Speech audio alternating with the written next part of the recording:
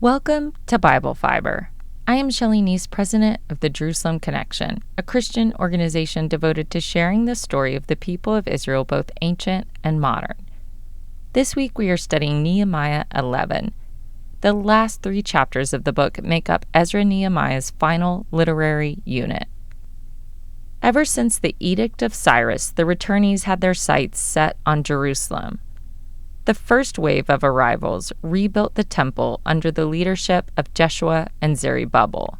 70 years later, Nehemiah's arrival in Jerusalem moved the restoration process into Phase 2, rebuilding the city walls.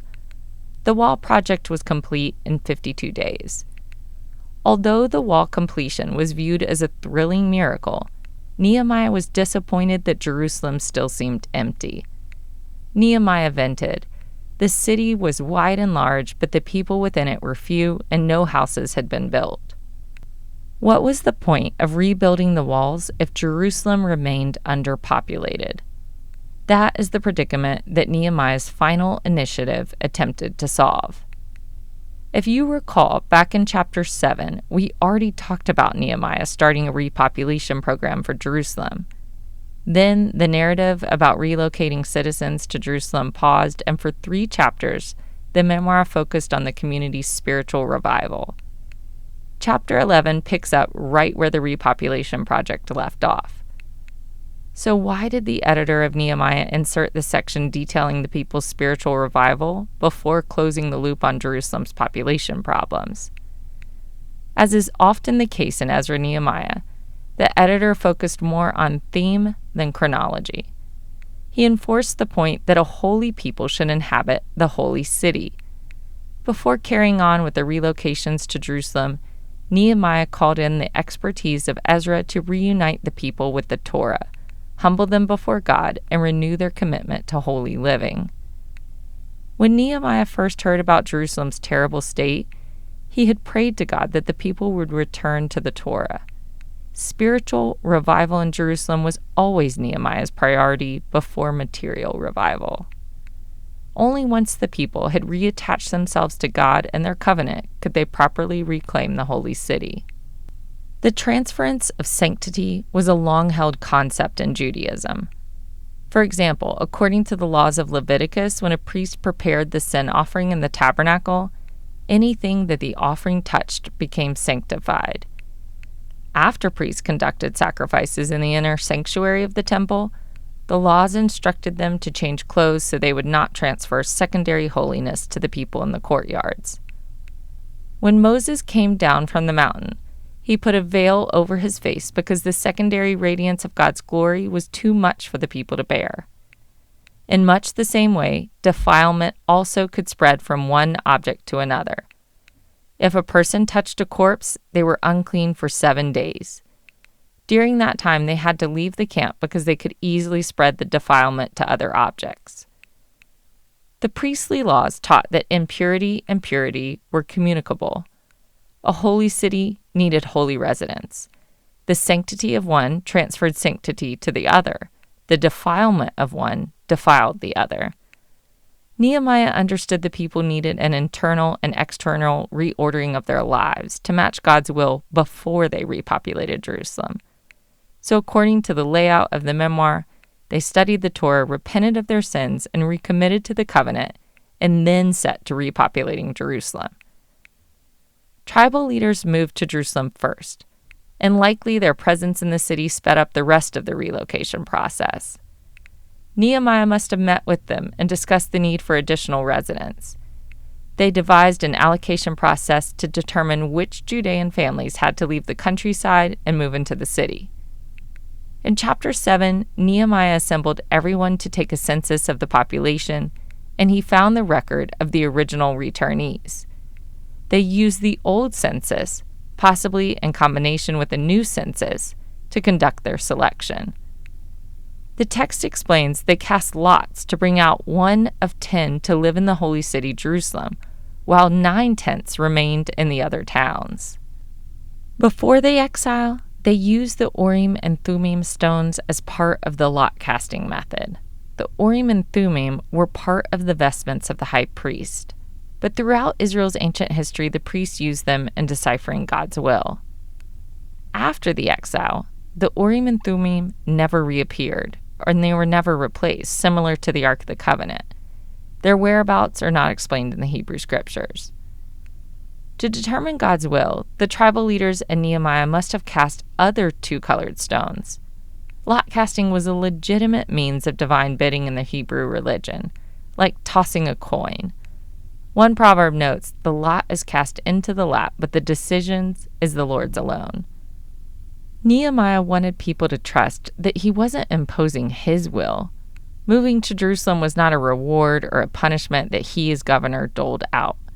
He was not a prophet, so he never claimed to speak on behalf of Yahweh. He was a reformer. Throughout his memoir, he regularly turned to God in prayer. Before he approached the king, he prayed fervently. When he needed to overcome their enemies, he prayed spontaneously. When he grew weary from the work of the wall, he prayed for strength. And sometimes while praying, God put ideas into his head. Prayer surely accompanied the lot casting process, but with thousands of names to go through, lot casting was a type of lottery system that seemed as good a process as any. Nehemiah desperately wanted Jerusalem to return to its former glory. The future of Judah rested on Jerusalem's fortification and repopulation. Otherwise, the dream of becoming a true nation stalled. He refrained from pressuring anyone to move. Forceful relocation was an option deployed by other ancient Near Eastern neighbors, but not Judah. Nehemiah and the tribal leaders appealed to the people's sense of responsibility. The narrator emphasized that 9/10 of the people who did not move blessed all those who willingly offered to live in Jerusalem. It is not clear if they blessed them verbally, like a "thank you for your service" type of tribute, or if they blessed them materially with offerings to help finance the cost of moving. What the wording does show is that the entire community viewed the process positively. Those who moved did so willingly. That's the key. However, it is also a stretch to describe the settlers as volunteering to move to Jerusalem. 1 in 10 families were voluntold to relocate. If enough people had volunteered to move to Jerusalem earlier, there would not have been a need to cast lots. When they finished the city walls, no one rushed to rebuild Jerusalem's crumbling homes. Relocating for rural Judeans meant leaving their ancestral property and tribal lands. In the countryside, they could at least feed their families. But urban life required new ways to eke out an existence. Lay people who did not work for the temple saw the city as a place of pilgrimage rather than everyday life. Plus, Judah was a province in the Persian Empire and lacked political independence, so Jerusalem was not even their political capital. But Jerusalem was their holy city, home to the only temple dedicated to Yahweh.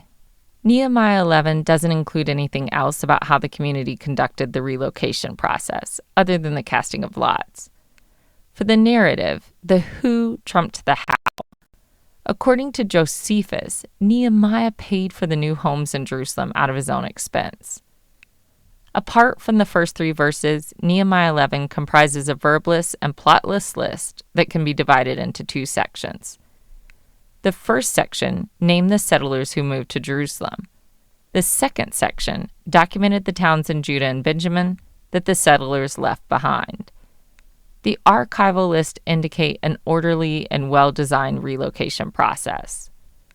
The repopulation project included all sectors of the citizenry: priests, Levites, temple servants, and lay people. The list's first category of people was Judahite and Benjamite clan leaders.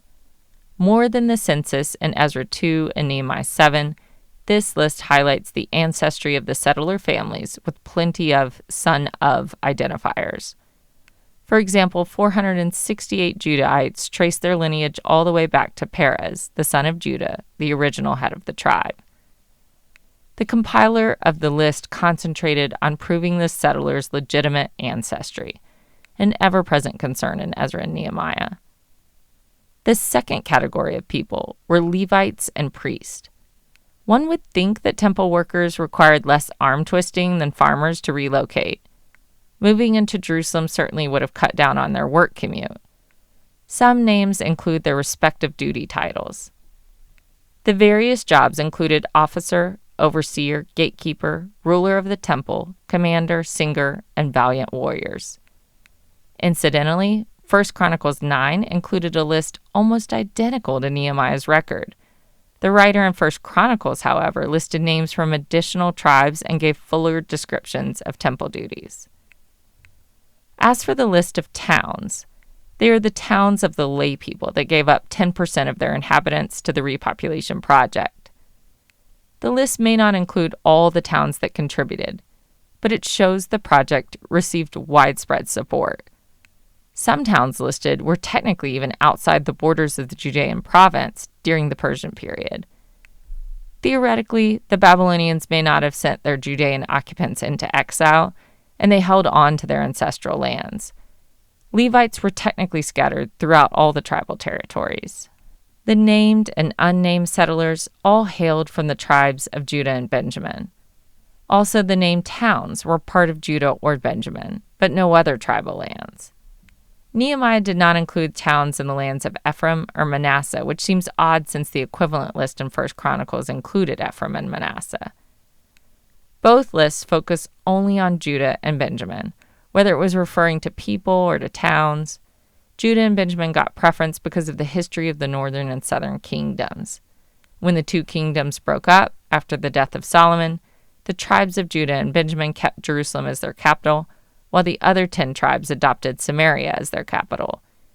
Even though the prophets dreamed of the day all 12 tribes would return to the covenanted land and restore the nation to its full glory, Nehemiah pays the most attention to the tribes who never abandoned Jerusalem. The list never gives a grand total for the number of residents who moved into Jerusalem.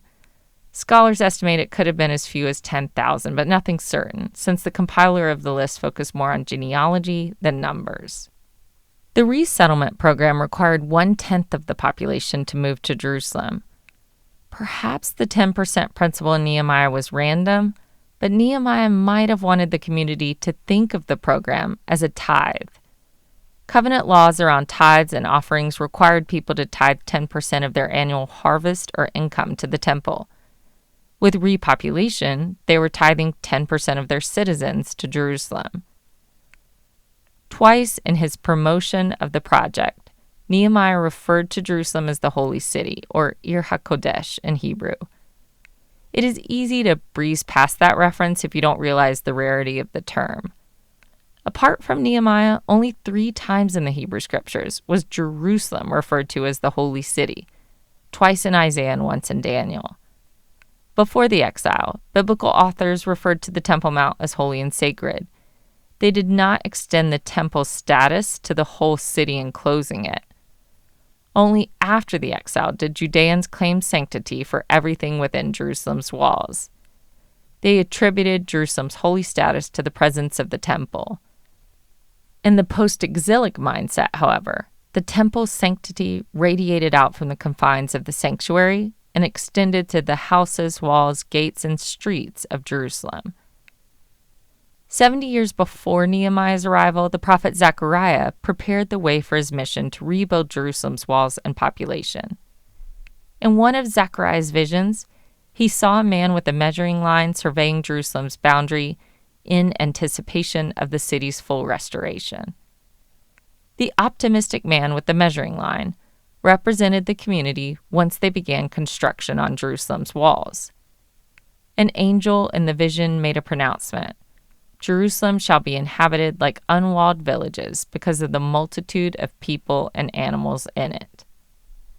In another of Zechariah's visions, he saw an exalted Jerusalem whose spiritual influence radiated out to the nations. God told Zechariah, "I will return to Zion and will dwell in the midst of Jerusalem. Jerusalem shall be called the faithful city, and the mountain of the Lord of hosts shall be called the holy mountain." In Zechariah's visions, God's abiding presence in the temple radiated out to the city, and from there to the world. To Zechariah, Jerusalem was the faithful city.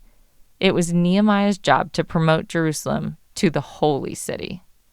Nehemiah fully devoted himself to rebuilding Jerusalem. the place where God's glory dwelled.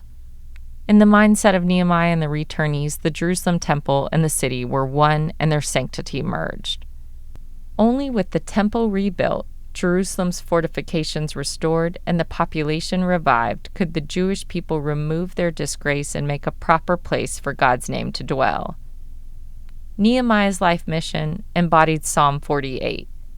Great is the Lord and greatly to be praised in the city of our God. Thank you for listening, and please continue to participate in this Bible reading challenge. Next week, we are reading Nehemiah 12, where Ezra and Nehemiah come together for the dedication of the city walls. For all of the biblical references each week, please see the show transcript on our blog or by signing up for our emails at thejerusalemconnection.us. Send me a message, I'll respond. Bible Fiber is available on YouTube or wherever you listen to your podcast. Shabbat Shalom.